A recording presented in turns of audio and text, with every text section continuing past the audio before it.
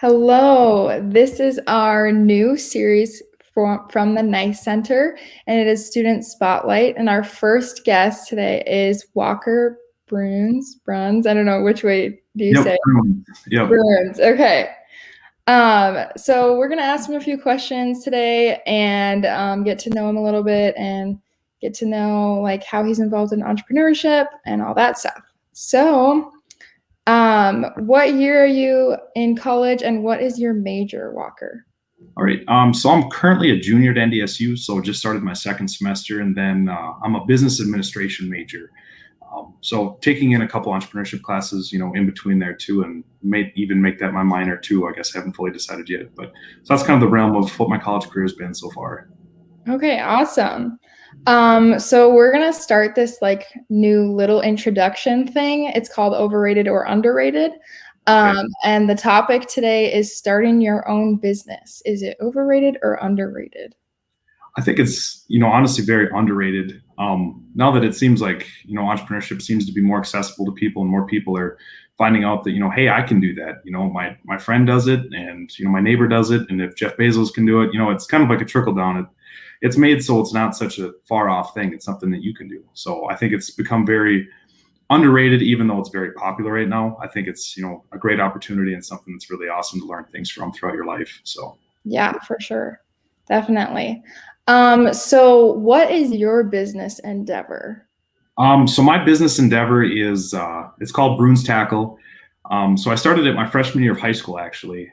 So I just started off making fishing tackle, different spinners and stuff, mainly for friends and family and myself, mainly so that I didn't have to go and buy all the stuff too. So that's kind of where it started off, and it started off as an English project. Our English teacher wanted us to do a mock business, and so I chose a tackle business. I thought that'd be something super cool and fun to run, and when we were doing all the info and kind of the background on it, I kind of discovered, hey, this is something I could actually do, and I'd be able to get easy access to the parts and kind of make it real. So then from there, I guess it's grown into what it is today now. I suppose 6 or 7 years later, it's kind of crazy how fast time goes by. But That's awesome. Wow, that's really cool. Yeah, starting at your freshman year of high school too.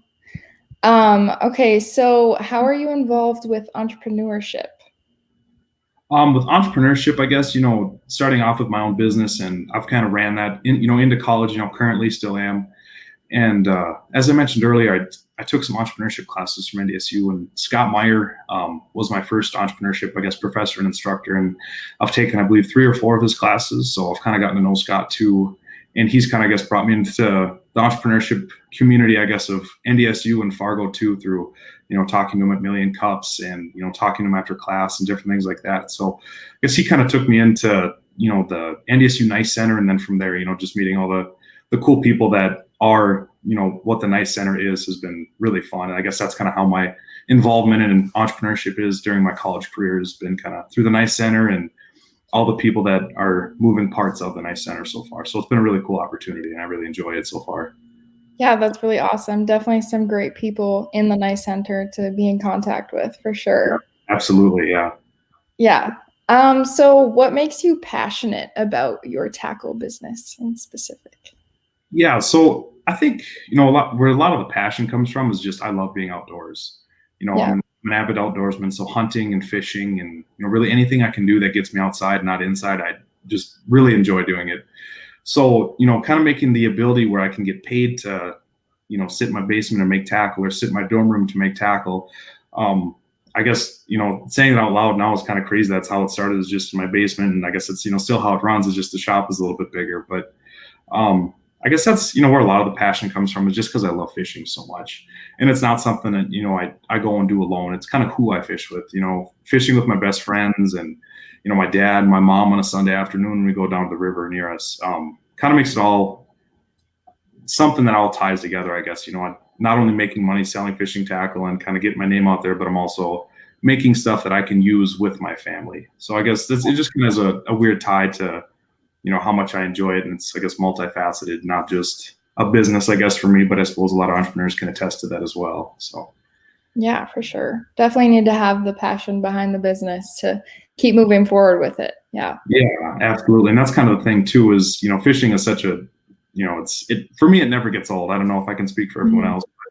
Winter and summer, I just really enjoy doing it. So I think that's, kind of what keeps driving me is if, once the water freezes over, then you have ice fishing and then it melts and the cycle Yeah. starts all over again. So that makes it really just enjoyable because it's kind of a all year 24/7 thing. Whenever you want to go fishing, you can go fishing. So Yeah, for sure. Okay, so do you like fishing in the summer better or in the winter? I think that's kind of a toss up just because, now looking at my fishing tackle collection, I guess, of summer and winter, I guess both the boxes are getting quite large. So, Yeah. during the winter, my favorite ice fishing is winter fishing because it's just, so obsessed with it. But then once summer rolls around, I get to go and fish in a t-shirt and shorts and not full bibs and a parka. I think I enjoy doing that quite a bit too. So they each have the pros and cons, and I don't know. For me, it's really hard to pick. I love fishing both seasons. So That's awesome. I have never really been like officially fishing, so I think it would be really fun to try. yeah, I know a guy that makes some stuff, so maybe he could help you. Yeah, that'd be awesome. Okay, so moving on. What was your biggest obstacle while creating your business? I guess my biggest obstacle, a lot of people I think that like getting your name out there is kind of the hard part and different things like that. And it seems like when I first started, getting the ball rolling, I guess, was kind of hard in a way. But then it seems like all my friends and family were just like sharing machines on Facebook, and every time I made a post or something like that, it was just kind of like I had my whole support group around me, and all my friends were big advocates of it too. So I think, in the short run, right away, the obstacle was getting it out there and, letting people know that like, hey, I'm not just doing this for myself or for friends, but I think the biggest obstacle now is kind of like modifying my stuff more so for retail situations. For the longest time, it was, someone would order something through text because they had my number, or word of mouth say, hey, can you tie me something or paint me something quick? And so now that I'm getting more into, retail locations and different things like that, it's kind of been not so much that I, have to worry about getting it to one person. I have to kind of buckle down and make a lot of stuff to go put into a retail location so they don't have empty hooks in the store. So I think right Yeah. now, production and kind of streamlining things to make them into retail locations and fit retail locations, I guess, is kind of the obstacle that I've overcome and am still overcoming today, I guess, has kind of been the main struggle. So Okay. Where are some like retail places that have your product in them?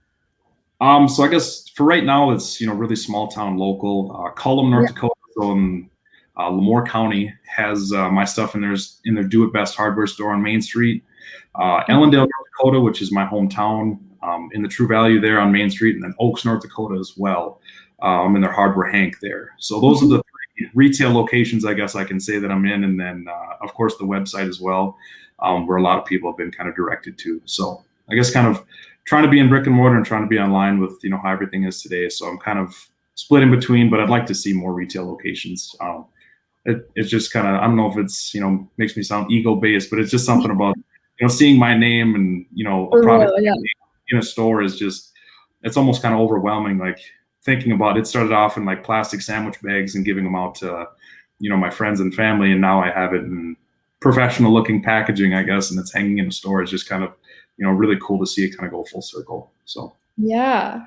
Yeah, definitely. Okay, who have you collaborated with to make your business?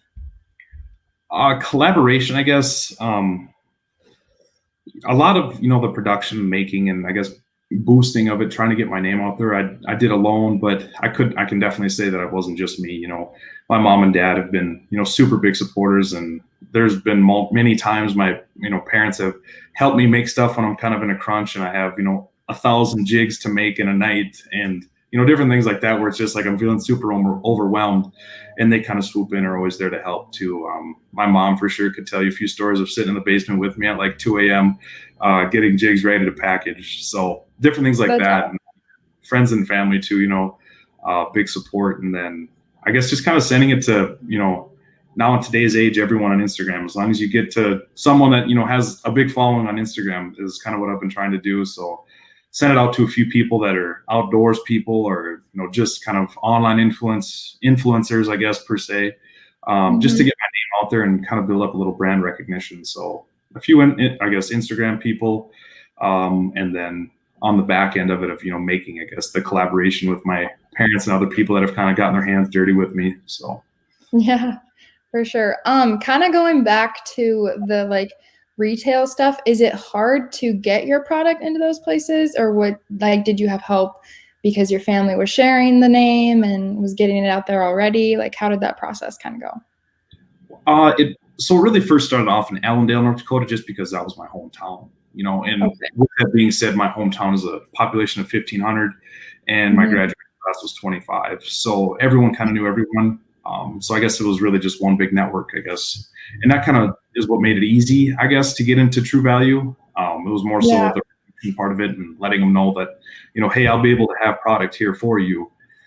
So that was kind of where it all started off, was being able to get into Allendale. And then from there, I was in Oaks, North Dakota, Mhm. kind of a mutual connection, and talked to the owner of the hardware store. And he was, more than accommodating and getting me in there and giving me a whole set of hooks on his wall. And like I said, it kind of goes back to just knowing people in your small town and having them kind of around you and supporting you. And then Cullum was actually another, I guess, mutual connection of a friend that I went to high school with, and he knew the owner, and introductions were kind of made, and he decided to give me a try too. And then that's how I ended up there too. So, and that, all goes back to just the amazing friends and family that I have around me that have wanted to see my business grow and, wanted to see me be successful too. So that's kind of cool. And it's kind of, I guess, humbling too, just to have these, really awesome people around you.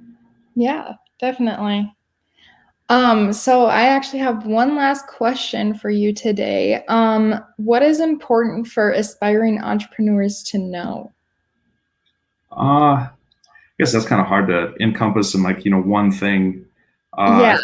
I think the biggest thing, and like I can branch off of it, is, you can do it.